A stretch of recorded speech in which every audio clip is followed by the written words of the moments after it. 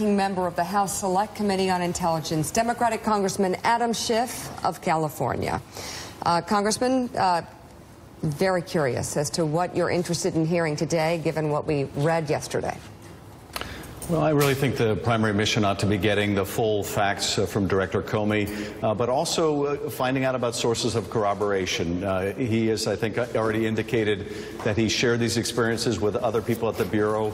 We ought to want to talk to those other people at the Bureau, make sure that what he told them is consistent with what is in his written statement. Any other details about what took place in those meetings, any other context that will help us be informed about what the President was intending to do, those, I think, ought to be the central focus of what we learned today that would be most productive in terms of both the President's conduct as well as shedding light on whether there was any effort to obstruct the investigation. Congressman, it's Willie Geist. You read through the former Director Comey's statement yesterday. You've reacted to it. Did you learn anything new in that statement, or did it just confirm for you things you've read in the press and things you've heard in your private briefings as well?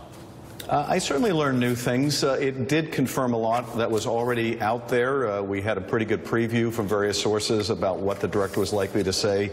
And still, when you see it in black and white, it's quite shocking. When you look at the chronology, that the President dismisses other people from the room, asks essentially the director whether he wants to keep his job, demands loyalty.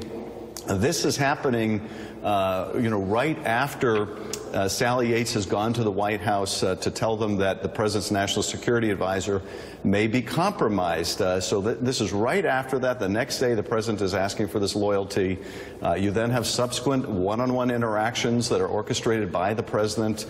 You also have, the day after Flynn is fired, this other private conversation where he asked the director to essentially lay off the Flynn case. And then, of course, you have the final result. The director doesn't comply with these requests, and he's fired. So we need to, I think, fill in as much of the detail as well as find out who can corroborate this account. And then, not only that, he told him to drop the investigation. He didn't. He got fired.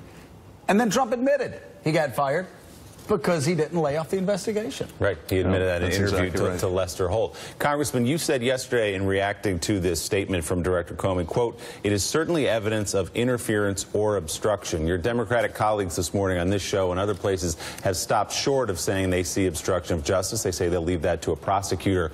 Where do you see obstruction specifically in that statement? Well, I think it's hard to reach any other conclusion but that this is evidence of interference and obstruction.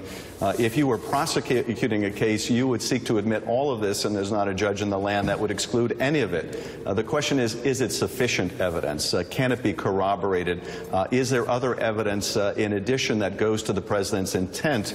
And here we really need to get that testimony, and we're not going to be able to accept Director Coates, Director Rogers, Director Pompeo. We're not going to be able to accept them saying we'd rather not answer those questions, because if there were similar conversations, corroborate what Director Comey is going to say today, if there are further indications that he was seeking others to intervene to make part of this Russia investigation go away, then it is even more evidence of an intent to interfere or obstruct.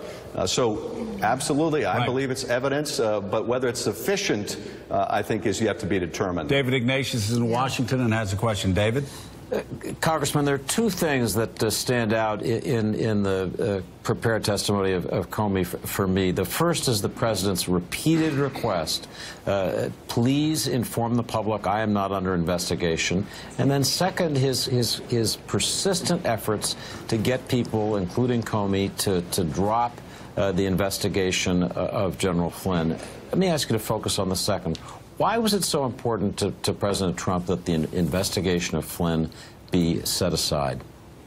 Well, that's a good question, and I don't know the answer yet. It could be out of loyalty the President had to Flynn. It could be out of a concern for what a prosecution of Flynn might ultimately produce.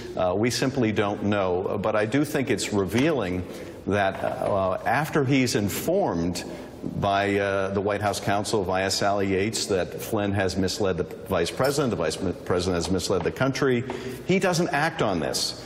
He seems to be perfectly fine with that. Ultimately, when he's forced to fire Flynn because this becomes public, he's not mad at Flynn. He's still defending him. He's mad at the press. So this is someone who doesn't think Flynn has done anything wrong.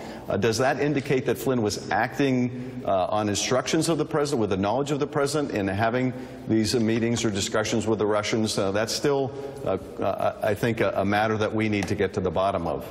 All right. Ranking member of the House Intel Committee, Congressman Adam Schiff, thank you very much for being on the show.